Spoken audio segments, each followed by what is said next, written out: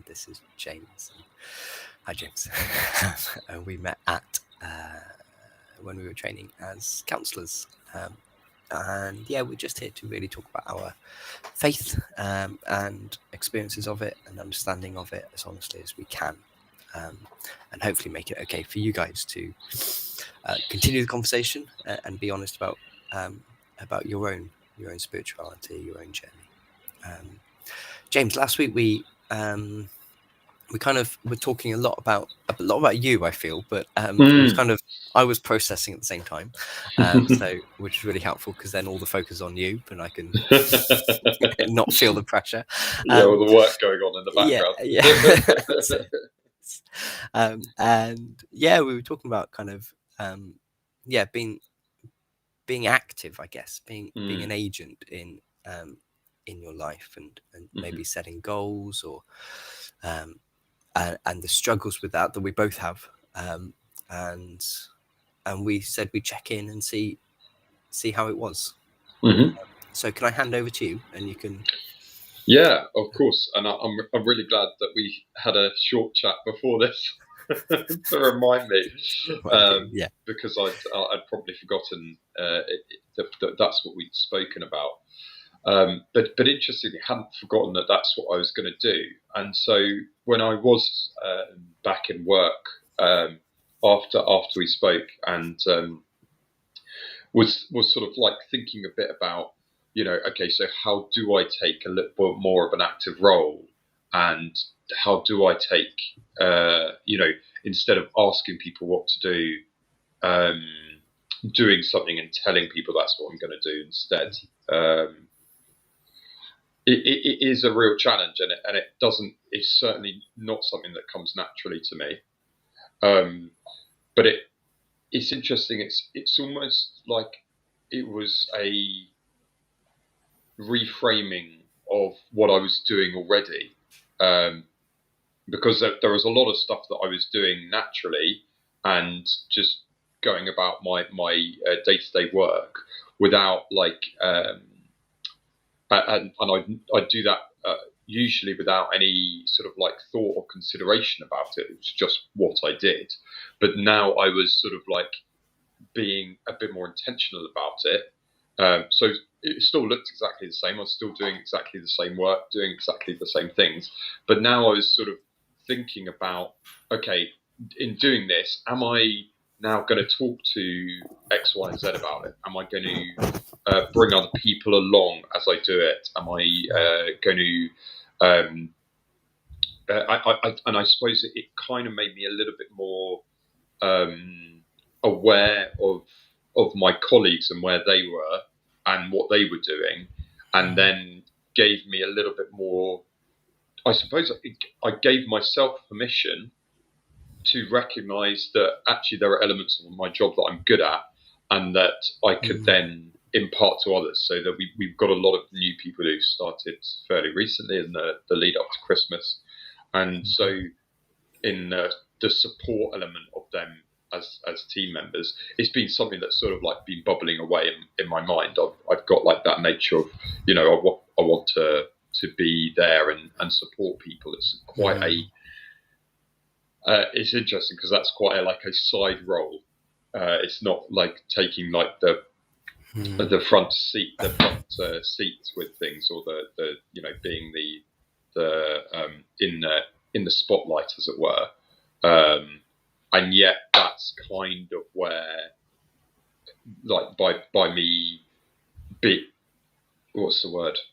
Yeah, but by me sort of like thinking about, okay, I'm going to be intentional about my work today. I'm going to take like a protagonist approach, or a protagonist role of being active. Then how does that then influence and impact it? And the impact it had was me being more supportive and having less of a proactive role. But it's all a bit like convoluted, but sort of makes sense in my head.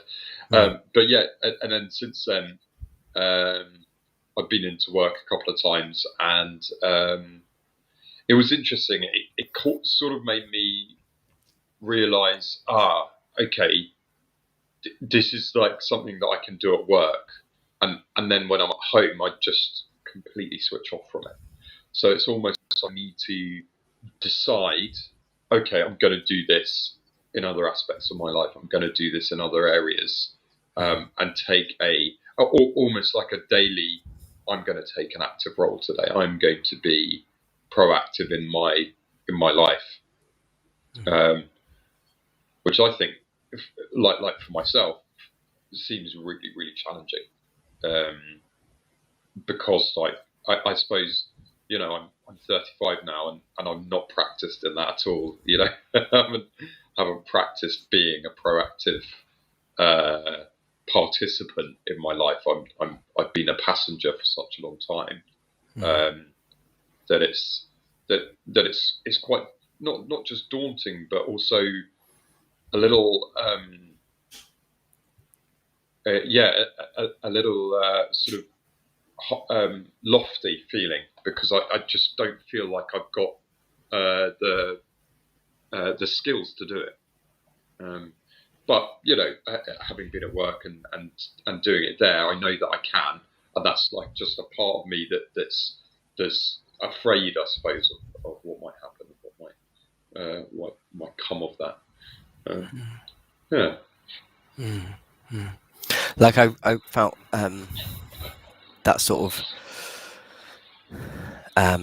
like incessancy almost, like it can get like overwhelming almost, I guess, or like all that conscious kind of steeling ourselves up for something, or can then I'm there at work, and then have I got to do it at home as well, then have I got to do it with my friends, it's like, am I going to be constantly battling this? And I guess in that I'm thinking, well, where also do you rest in that, which and we talked about that, didn't we, with the kind of like the childlike part of us. What does that childlike part of us need as well, and how do we cater for that? It's not that we're just pushing them to one side and say we're going to be this powerful figure all the time. Yeah, this is it. Yeah. So yeah, that was kind of going through my head of like,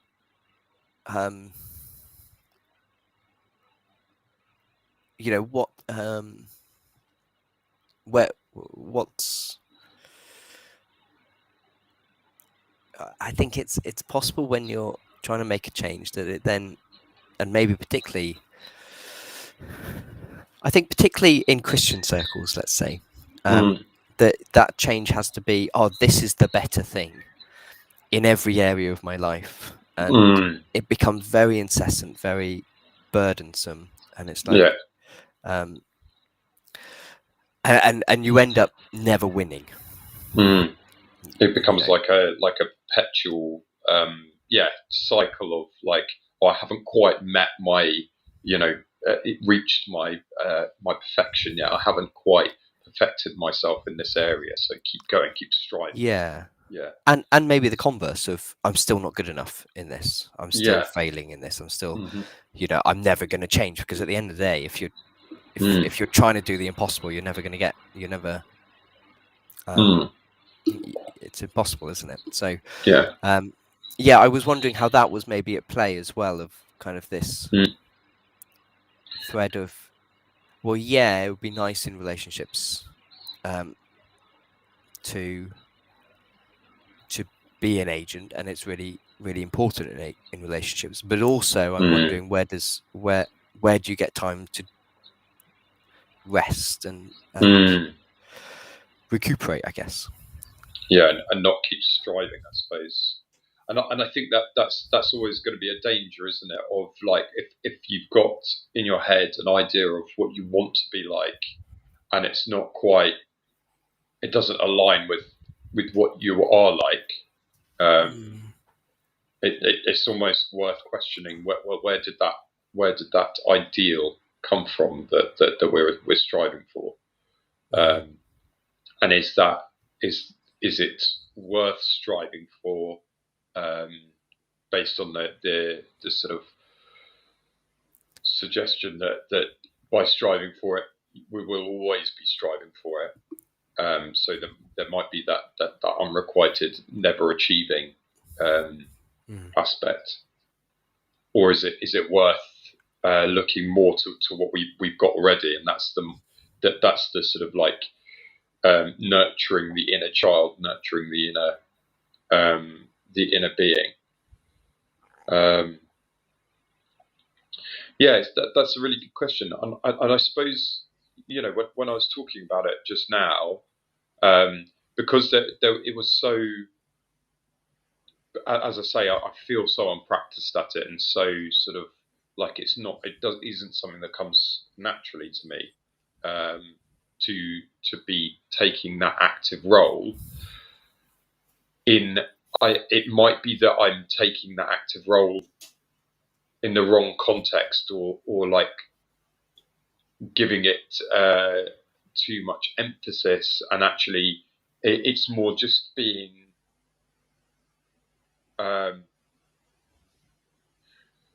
being an observer in my own role, or in my own self, and allowing that observer to participate when needed, if that makes sense. I don't know. That's sort of like drawing on all sorts of different elements that I've thought about it before, which I haven't really explained. But does any of that make sense? It's a bit confusing. I think it's almost. So when you were talking about, no, wait, explain a bit more. You explain a bit more. So like the idea of we talked about like the different elements of our brains, and how like there's a part of you that is always rational. There's the perpetual rational, logical part of yourself, which can be overwhelmed by all of the other elements of yourself, like your emotional self, your instinctive self, and all of these other parts that tend to be stronger in the moment because we react, but they're the parts linked to survival, whereas our logical, rational self is not essential to that survival. So it becomes an observer, and allowing that observer self to observe what's happening, and then impact through like positive dialogue with yourself, and then be able to take part as necessary, but not permanently. Like I don't think it's possible for us to always be in rational self, or always be in emotional self, or instinctive self. We'll always be like a combination of all of them, and reacting and interacting between them all at all times. But there'll be times where like we're in a scenario where we wanting to our rational self to take a lead, if you like, and in the sense of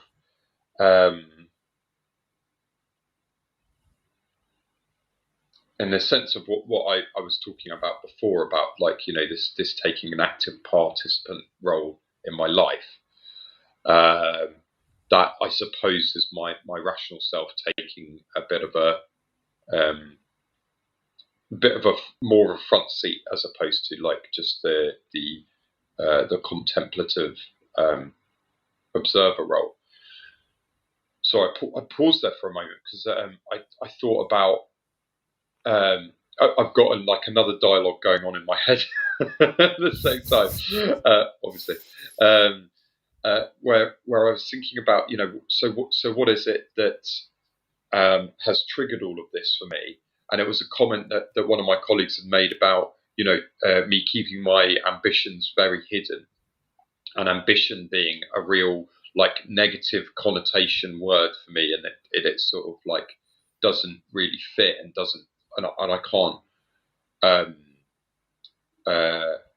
can't really sort of relate to that. And it made me sort of start thinking a little bit about Well, what is that? Is ambition? Is that an emotional part of the brain, an instinctive part of the brain, or a rational part of the brain? And I started trying to answer that question in my head, and that just distracted me totally from what I was saying. Really sorry, but it's still percolating in my brain at the moment. Yeah. Cool. So what I felt was this kind of distinction between the rational sort of doing side of you or self, and the like this observing self. Mm. And maybe both of them are in the kind of thinking brain bit. Mm.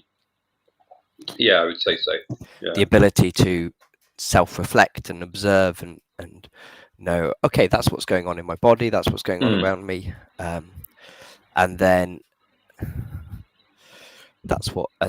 a part that's like, okay, this is what I need to do to get to X, Y, or Z, kind of, and making things happen, almost doing things, and it seems like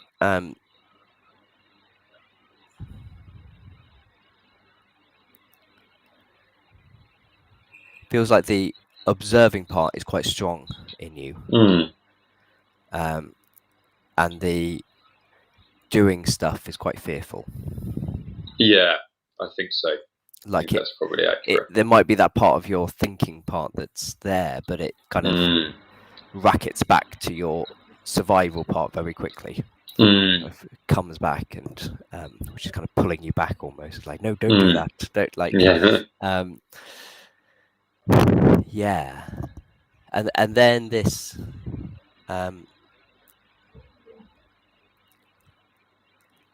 And I guess it's kind of,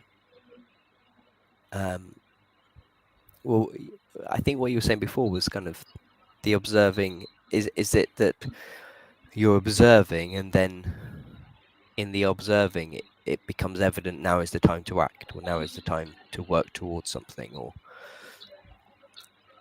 and then maybe there are times when you don't need to do that, when the situation doesn't call for that. I suppose so.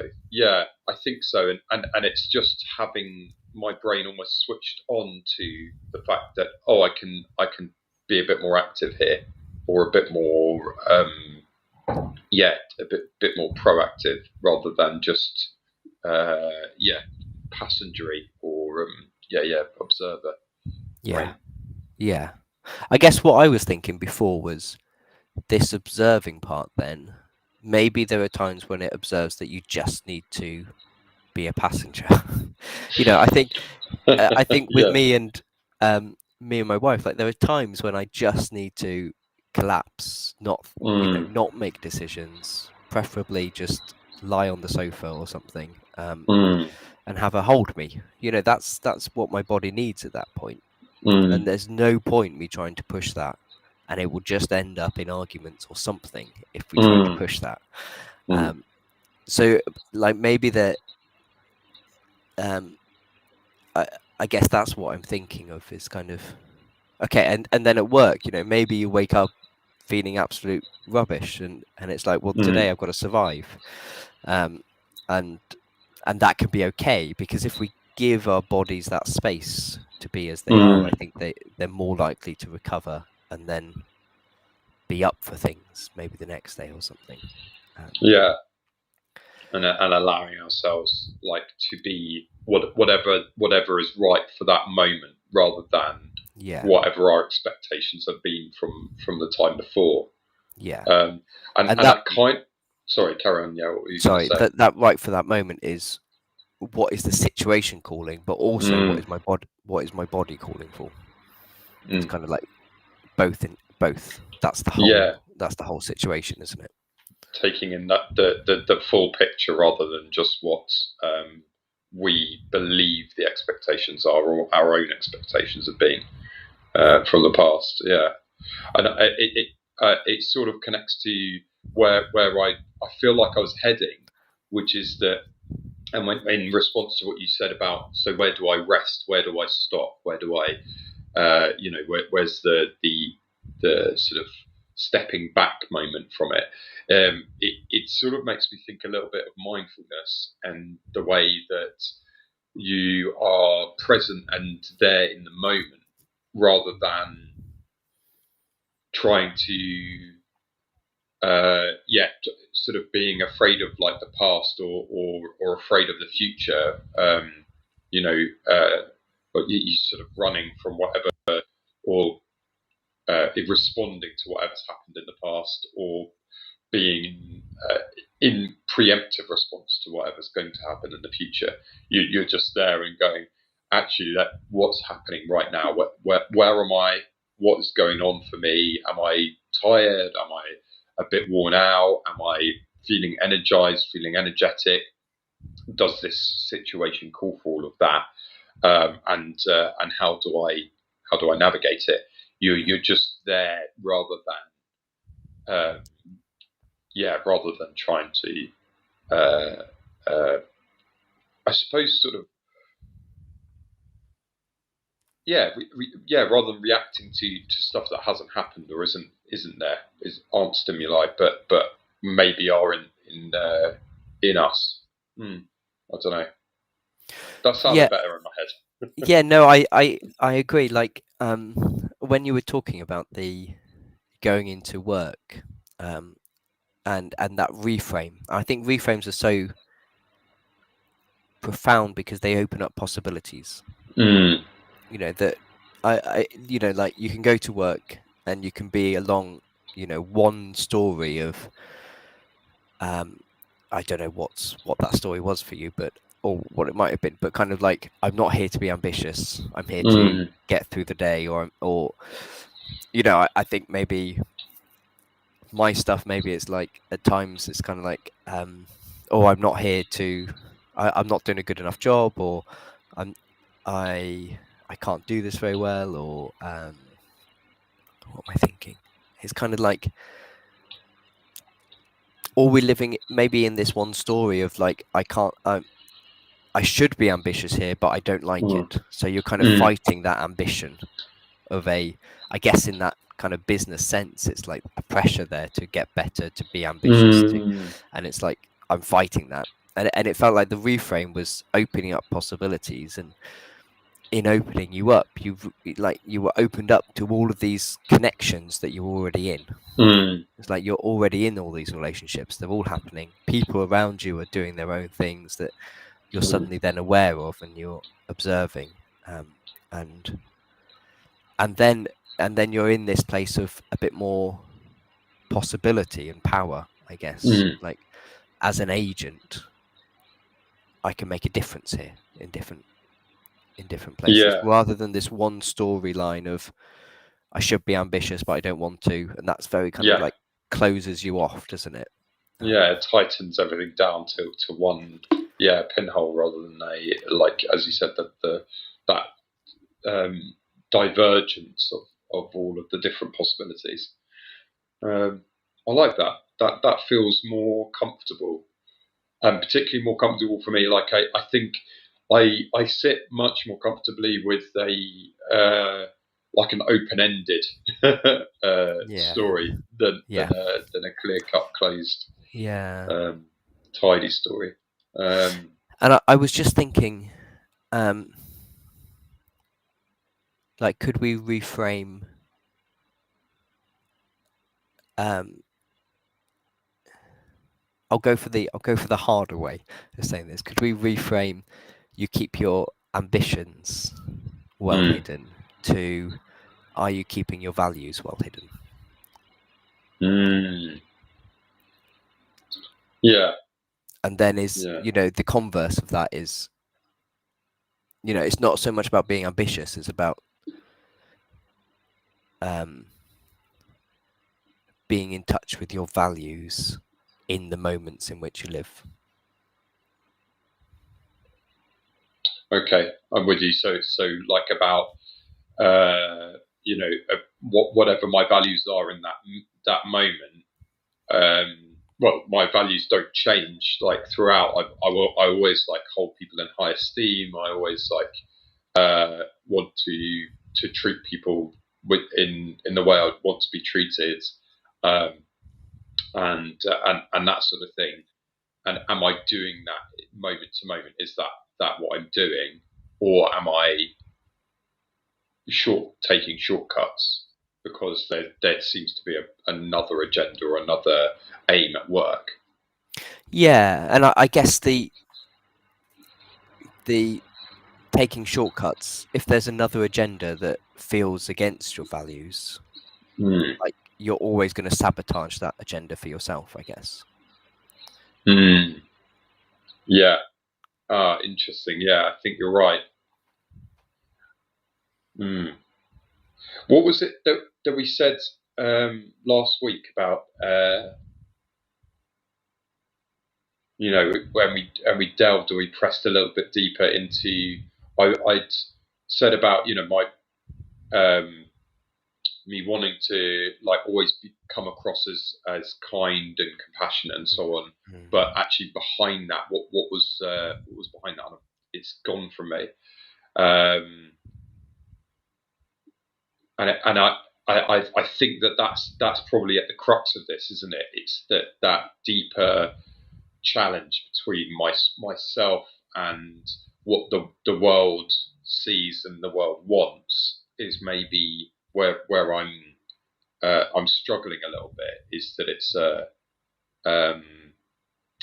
of who I am as a person and what the world maybe values as and my own values, and there is a disparity between the two here and there, and that's the, as you say, like where I start to sabotage various things because I don't necessarily agree. Yeah, I guess I was thinking, like if we're living along this story of you should be ambitious at work, if ambition just means earning the company lots of money or going up the ladder, like I feel like you could try to do that, but you won't sustain it, and at times you'll sabotage it. But if the story is opened up to, in the moment, what difference can I make that I want to be a part of? You're gonna be there helping your colleagues, or you're going to be there helping customers, or whatever it is, or you're gonna see a problem and you're gonna meet it, and that will automatically mean that you're being more of an agent, because you're doing things like you're making a difference. And it might be that a bigger problem comes up of where people are hurting as a result of something, or where people are, or you might see some big problem with how the story is laid out or something. I don't know.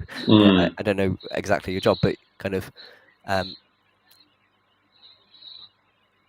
it feels like when we take away it from being just this narrow storyline of James, you should be a successful person, professional. In this way, when you take it out of that, then it opens up the possibilities for you to make a difference in the many ways that you can. But I do like we did push that, didn't we, last week? Of like, is that being kind to other people, treating them with respect, is that another way of avoiding doing or being the actor yourself? You're always supporting, I guess. Yeah, this is it, and it's really fascinating that when I did become like the more active role in my own in my job, that it was like the bits that I picked up on were that, oh, am I supporting that, and the bits where I struggled with. So I struggled with like just letting my managers know everything and keeping them in the loop of what was going on. I struggled a little bit with that because that sort of feels very self-promoty and showy. But the idea of like the bits where somebody else had done well, and I'd assisted in that, was quite happy to talk about that, because it's somebody else's success, somebody else's achievement. And it does make me wonder a little bit at. So, is there a fear in me of succeeding, or a fear in me of achieving, and what is that, and where does that come from? If it is even there, and I suspect that there probably is something in there.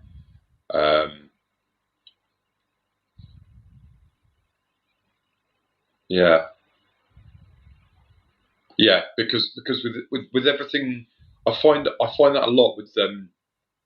So obviously, I've got work. I've got the job that I do, which is one aspect of my life. But I'm part-time, so I spend a lot of my time not at work, and I'm very happy about this. But in other aspects of my life, any sort of sense of achievement or success, I think. Let's have a little thing. Yeah, I don't push myself. I don't push myself, and I don't know, and that's linked to like not a fear of ambition, maybe like a fear of ambition because it feels a bit unknown, because it feels a bit sort of like, I could push myself, or I'll push myself when I'm with people and they're encouraging me to do so, but left to my own devices, I won't. So it's almost like in myself, I feel like I use other people's ambition or encouragement to bolster my own. Does that make sense? Oh, yeah, that's weird. Yeah, I think that's right. I'm thinking, like, so I climb. I do bouldering, rock climbing, and with that, when I'm with somebody and I'm rock climbing with someone, I will always try a little bit harder. I will always climb for a little bit longer, and I will always aim a little bit higher than I would if I was on my own.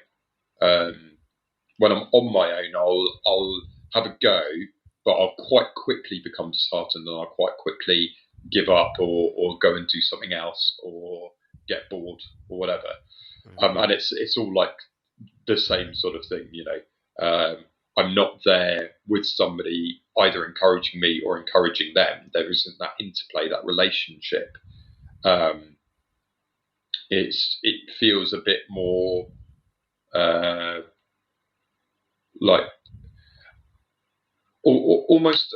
I suppose that I'm reliant on people to for energy and drive. If that makes sense.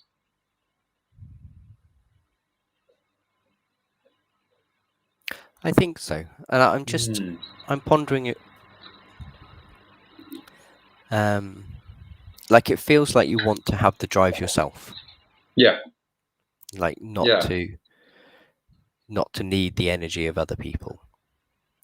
And I'm kind of thinking, part of me is thinking, well,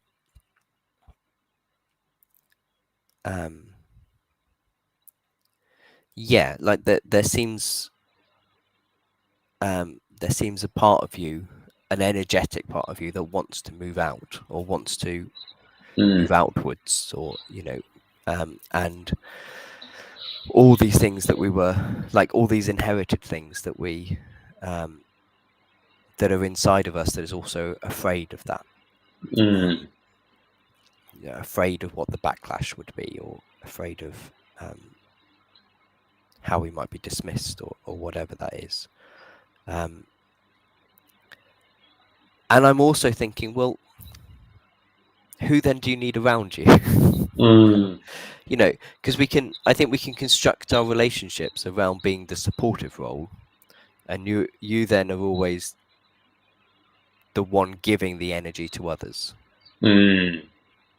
And so is it about reshaping your relationships, or is it about finding relationships where there are people encouraging you at work or in whatever?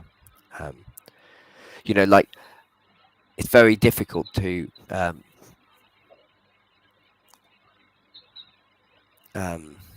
like, it's very difficult to shoulder this all the time. Mm. On your own, and then and I think we're social animals, aren't we? Like, in a sense, this is really normal in that we feed each other energy and we encourage Yeah. each other. So is there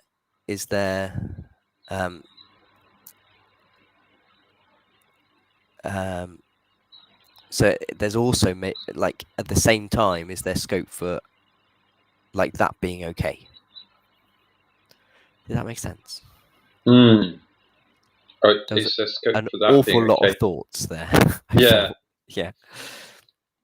Yeah, I'm with you. Like there's like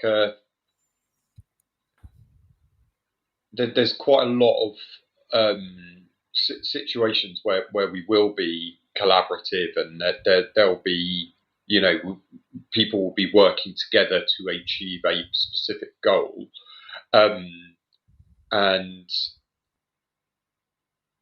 yet there is I really liked, the bit that stuck out to me with what you're saying was that there was like almost a stifled part of myself that wants to move outwards, that wants to achieve and do and be productive and fruitful and whatnot and successful. Um, but there's a larger part of myself that's holding that back.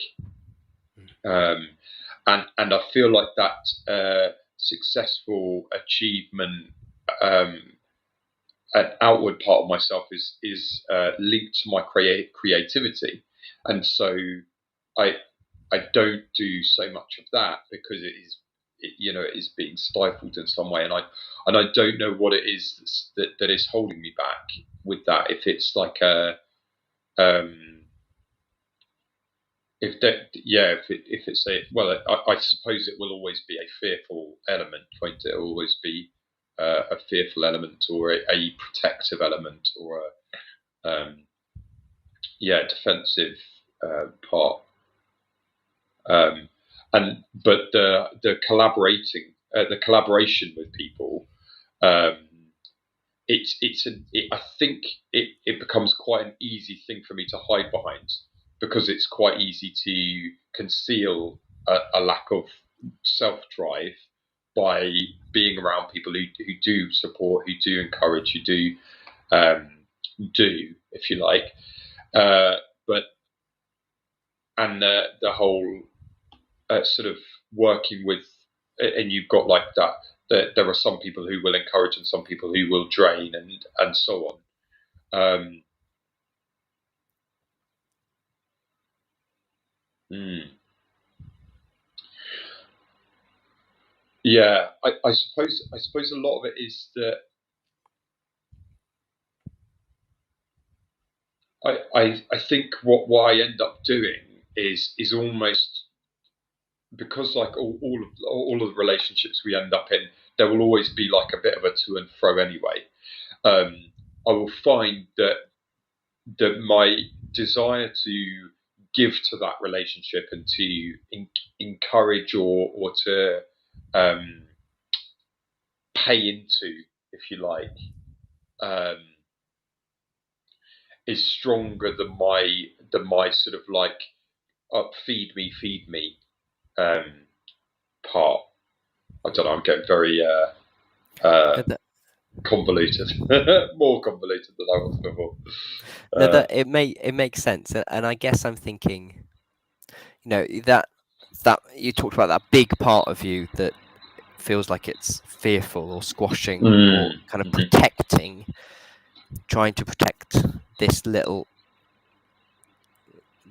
spark of energy, or this, the thing that's trying to emerge. It's kind of like, don't come out, protecting it, and I'm thinking this protective part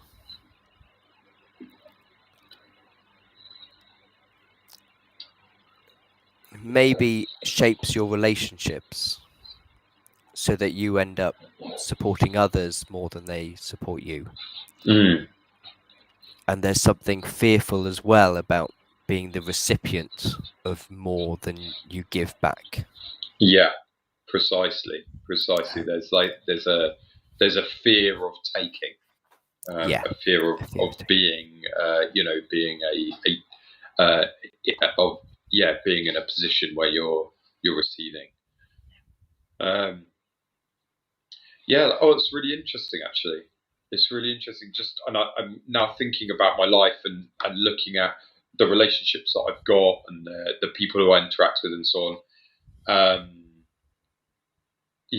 There is a reluctance in me to do my own thing and allow somebody else to be involved and ask for help from somebody else in that. Even like what we're doing right now, you approached me about it, and I feel in a sort of supporter role, if you like, with this. So just to be really sort of in the moment. No, I love it. It's kind of like, what's happening now? Exactly. It's a playing out. It's another dramatization of exactly that. And a friend of mine wanted to create something and has asked me to help him with that. And in doing so, I knew already I wanted to do something like that. But it meant that I didn't do it myself. I helped him with it instead. So really interesting that I will collaborate, but won't be won't take a lead. I think that's what it is. I won't take the lead with things. I won't say, let's do this.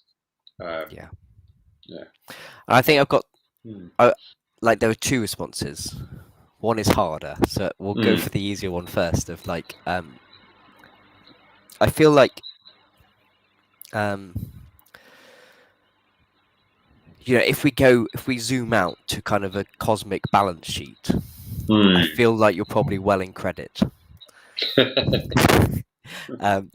Like, do you know what I mean? Like, I'm with you. It's okay for individual relationships, like to be like, well, I don't want to be just taking from them. Like, I don't want to be in debit to that one relationship. But maybe if we zoom out, maybe they're going to be supported by somebody else.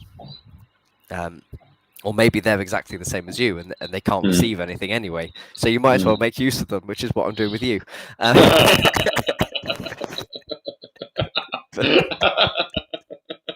Absolutely. And they'll feel good about it. So the chronic givers in life. Yeah, absolutely. I love it. So my feeling is,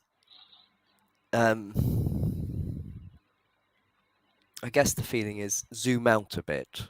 And if we're all part of humanity, like there are all these sorts of connections, and some might be more in debit, some might be more in credit, if we want to take that terminology. And we probably both have issues with it at some level, but it also seems to hit something as well. And maybe that's okay. Like, maybe that's okay that at some points, and the fact is, like, the more you let that creative part emerge, the more you are going to be blessing other people. Maybe not the same people that helped you up there, but like, the more you're going to have to give to other people, the more difference you're going to be making. Did that make sense? Yeah, it does make sense. The other thing I was going to say, what's the other thing?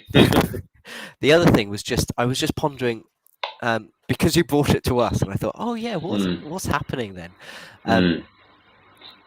Like, there's the other side, isn't there? Of like, I came to you, and I feel like you're helping me in this, but also that, like, then there's a bit of me that's feels a bit guilty. Like, am I using you? Am and so I need to make sure that this is helping you back. And there are times when that's tricky because I'm like, well, James, I don't know what James wants, or I don't know what James needs. Because I will never say. Yeah. It's not, there's very much there is the transactional sort of nature to relationships. Yeah. And yeah, I don't think we ever really know for definite, because we only get what the other person gives us, if you get Yeah. not gives us in the support sense, but reveals to the other. I like, just for clarity's sake, I really value this. I think it's amazing. No, I part of me gets that. Part of me does get that. But there's also like that need for your affirmation of that, I feel. And then I'm thinking, and then there's like, oh, well, last week I offered to buy your cards. What's going on there? Is that something? Though I do really want your cards, so please keep going. And then I'm like, well, this week and last week I was talking about faith, and I'm hoping to be on a podcast, or I'm going to be on a podcast about faith and well-being, and saying, could we cover that? And then I spend the whole session, or the whole time, with you, where with this about emerging, parts of you emerging, and I'm like, and I love this, but I'm also like, well, what's going on there? What's going on there? At the same time, I really love our conversations, so it's all stuff that's going on, isn't it? And I think that completely epitomizes what I said near the top about like the observer self and the emotional self and the interactions between the two. It for you, and how there's part of you like observing and going, oh, that's interesting, or that like observing, and then the emotions that are kind of stirred up from that observation. That we then respond to ourselves, and we respond to, and I think that's why it becomes so complicated, because we've got it's each relationship, and every relationship we've got is always a relationship of multiples. It's not one person. It's us and us relating to them and them. And there's much more going on than just meets the eye. And I guess I'm just then relating it to your boss. Was it your boss that made the comment? I can't remember if it was your boss or it was just a senior member of staff, one of the And I'm just kind of wondering, like, is there some sort of frustration in them of like, I want to help James, but I've got no idea what he wants. What does he want? Certainly, yeah. I think his term was you hide your ambition under a bushel, and it struck me like the biblical implication of the phrase. And I was like, oh, where could I dig into James? That's right. Exactly. And I don't think he was aware of like it was a throwaway comment that he made, and I was like, oh, interesting. The observer self, Victor. So it's good. But and I suppose like the faith element for me, something that you said last week really struck me, which was the about sitting with myself and allowing the inner being, the inner part of me, which holds God and holds myself, my essential being, to guide what it is I truly want. And I think that there's a bit of a fear of that as well, because there's a fear in me of what if I'm not doing what I'm supposed to be doing, and as you said before, by doing what I am doing, there's an element of well, I'm not doing anything wrong. I'm not. It's not wrong, but it might not be quite the right direction. It might not be quite the right trajectory, and that's why I think it's good to have a check in with myself and noticing that there is that sense of what if what I'm doing isn't quite right is that fear factor, particularly when approaching anything of the divine, and that it sort of there's I suppose a fear of retribution or punishment or judgment, and all of these things that in the deconstruction process I've gone, well, hang on, that doesn't really make sense or fit with what I think or believe, and yet it's still like an innate, deep inner part of me that's probably connected more with instinctive brain and emotional brain than it is with rational brain. Yeah. Did you grow up in a church? Like, were your Yes. parents Christians Yeah. when you were Yeah. young? So Yeah. there is that impact and that sort of influence that's there, Yeah. and the whole Uncle George thing. Yeah. Yeah, and it's like that, like that instinctual brain in the first, I don't know, maybe year of your life was all growing in that sort of environment, or in that Yeah. it was shaped by it. Yeah. Yeah, it's really interesting. And I guess to put another view out there, but and I think it's a view that you've probably expressed before, but maybe that part of you that's trying to break out is part of God trying to break out. Yeah. Like Absolutely. God's energy through us, and you said the openness of something we were talking about earlier, like the openness in terms of where that energy can go feels very powerful, because then it's not again this whole ambition storyline of James should be going here in order to be doing God's will this time. It's like this energy is breaking out and could go in any direction, but it's going to it could make a difference there, that could be touches of the divine. Yeah. Yeah, I really like that.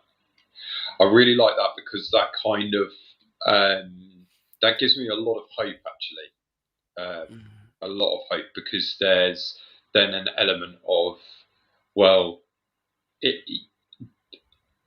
if that's the case, taking that creative energy, that creative spirit to forwards, and allowing it freedom to do stuff, and myself freedom to do stuff creatively, it gives that it gives that sort of, well, everything that I'm doing has meaning, has purpose, has significance. So do it with that in mind. Do that, do it with a will and with a vigor and with like enthusiasm. Not drawing from someone else, but just because those reserves are there, they're in me. Because God is in me, because I have that in me. It's already there, and it's allowing it that freedom to blossom, to bloom, to grow. And so even like the smallest of, such as like the Christmas cards, drawing and making Christmas cards, there is a beauty to that, because it is allowing that creativity. There's more to it than just merely a product at the end of it. It's something bigger.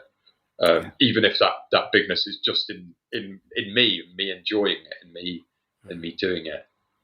Yeah. Yeah. And it could just be you enjoying it, but also I think very often it's going to have some sort of wider impact. You know, like the Christmas card that you've enjoyed to make will also, like, I'm buying it because I also think it's going to give enjoyment to people that I send it to. Yes, right. You know, Yeah. and it's going to be part of me connecting with them in a way that I may not have done. Yeah. And I think all of those are quite divine. You know, they're not maybe like the successes that we talk about in churches or in spiritual things of whatever it is, but I